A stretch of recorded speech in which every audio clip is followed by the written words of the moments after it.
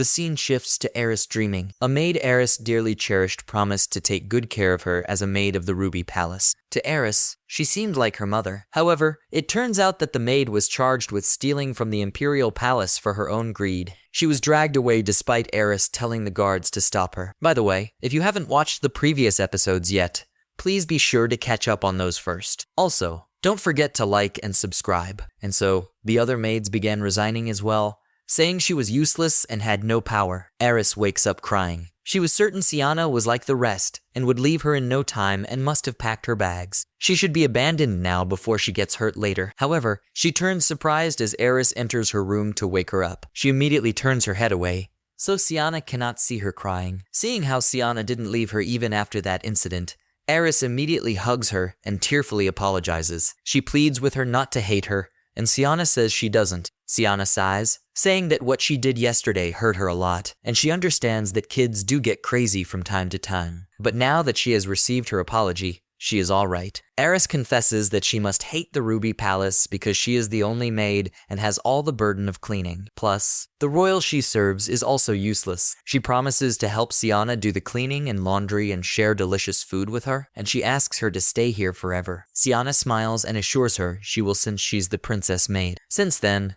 Princess Eris hasn't pulled any more pranks. Instead, she helped her with the gardening and the laundry. But Siana explains that studying is also important. However, she sees that the study has no paper or pencils. She asks the Imperial Guard, but he refuses to hand it out to her like this. Eris suggested talking to Brother Khalid since her mother was close to him. Siana agrees and decides to send him a letter. But she didn't expect him to make such an instant delivery. Instead of just sending a confirmation letter, he arrived at the Ruby Palace himself. Before Eris can snatch it from him, he tells her not to be impatient, and that she should treat her guests before they leave. He reveals how he brought some with him. Siana had never thought she'd meet him like this. Plus, Khalid was looking at her, making her wonder if he even remembered her. But after she brews the tea and he praises her while calling her name, she realizes he remembers her after all. Seeing the two know each other, Eris asks about it. She is shocked to know her brother was the one who accepted Siana as a maid and sent her to the Ruby Palace. Eris asks why, and Khalid boldly reveals that it's because she's cute. This was enough of a reason for Eris, and she agreed with him. Saul reminds Khalid that it's time for the Royal Council